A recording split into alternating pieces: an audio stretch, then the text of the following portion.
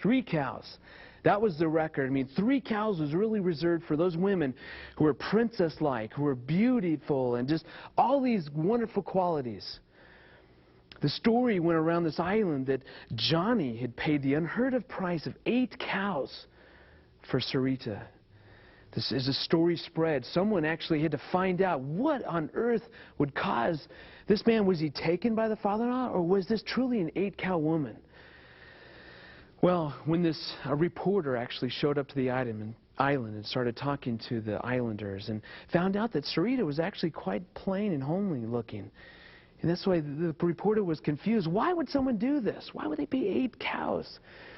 Well, here's why from Johnny's perspective.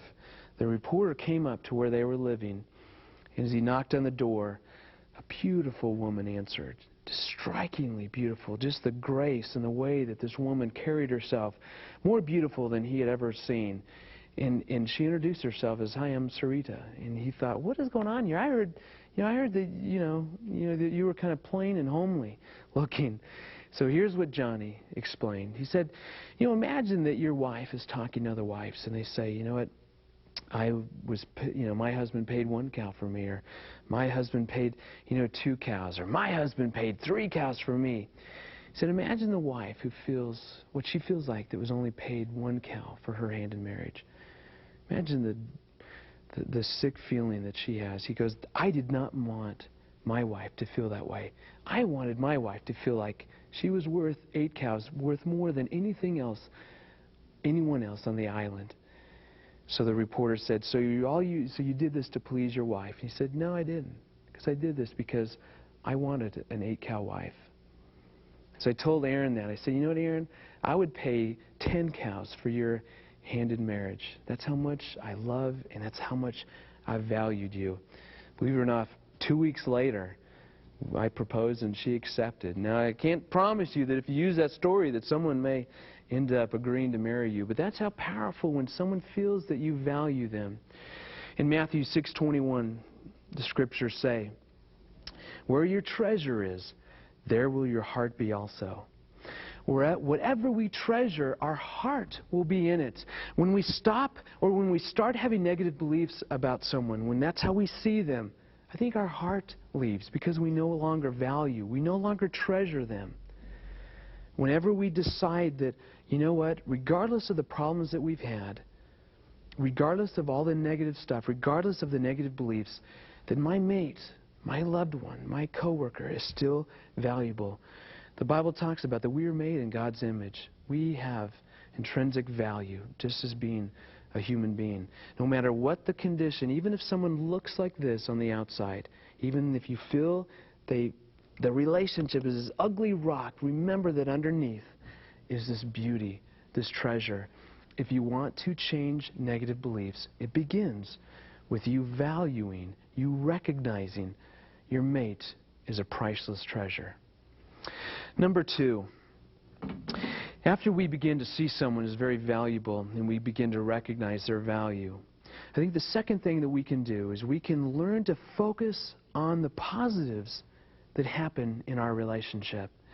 I showed you that there are many things that happen throughout the day that are positive. You have all these positive things that we tend to miss and we can overlook. Don't allow that to happen. Find them, notice them methodically every day. Force yourself to see what has my mate done that's positive. From the simplest things as he unloaded the dishwasher or took his cereal bowl to the sink, to whatever it is, came home on time or only came home 15 minutes late this time. Whatever it is, you have to force yourself to notice these things. It's hard. I don't think God designed us to do this. I think that we were designed to see the negatives or to see what's not there than necessarily what is there. One of my favorite examples of this is back in the 1800s, the Mona Lisa was stolen from the art gallery that had hung in France, or the museum that it was at. Do you realize that more people came to view the empty nail that was on the wall than ever had showed up to see the actual painting? Isn't that amazing? But I think that's how we're created. We see what's not there. than what is there. If you truly want to help someone fight negative beliefs, you have to help them begin to notice every day what's positive. Great study. Dr. Mark Goldstein did a study one time to where he found that as very distressed couples came into his office for counseling that first week, he gave them only one homework assignment. Here's what he said. He said, I want you to go home over the week, and all I want you to do is to write down every single thing that your mate does that's positive, and then come back. As the couples came back, 70% reported a significant positive change in their relationship. They held him as, you are the best counselor I've ever seen, and da-da-da-da-da. But you know, really, underneath, he was laughing because he realized that he didn't do anything. They did it all. All they did was they started finding these. When you start to notice these, then it starts to bring you back to this. When you notice the positive, then it reshapes your lenses. You go back to this positive lens. Then things don't seem so negative. They don't seem so hopeless. They don't seem so bleak. Isn't that interesting? It's so simple. Try focusing on the positives that are in your relationship. Dr. John Gottman says this in his research. He has found that for couples to have a successful relationship, they have to have 5 positives to every 1 negative experience in their relationship. For every one of these things, for every one of these, you have to find 5 of these to be successful. Isn't that interesting? You have to find these things throughout the day. And again, that's what I'm saying. It's hard, and I know it is. The Scriptures support this. Philippians 4:8 says, whatever is true, whatever is noble, whatever is right, whatever is pure, whatever is lovely, whatever is admirable, if anything is excellent or praiseworthy, think about these things. Find those things in your relationship. You want to begin with honor? Seeing your mates is very valuable. Then you want to focus on what they do throughout the day that's positive. Number 3, what else can we do if we're trying to fight negative beliefs? I think the third thing that you do, it's a principle called the benefit of the doubt. What in the world is that? I think that throughout the day that so much happens that we interpret, that we draw our own conclusions on. When my wife comes and points at me and says, we need to talk about something, my first reaction is, great, I've done something wrong. Whatever she says, I come up with my own conclusion. I interpret what she must be saying about that without ever actually finding out what she meant by that. If you're going to give someone the benefit of the doubt, what that actually look like is, for example, let me use this example.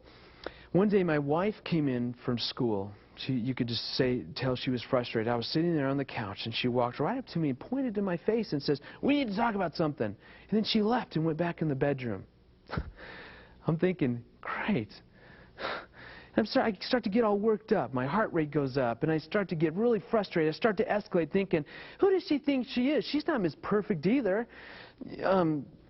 I can remember 2 or 3 things over this week that she's done that irritated me. I'm going to go remind her of those before she starts yelling at me.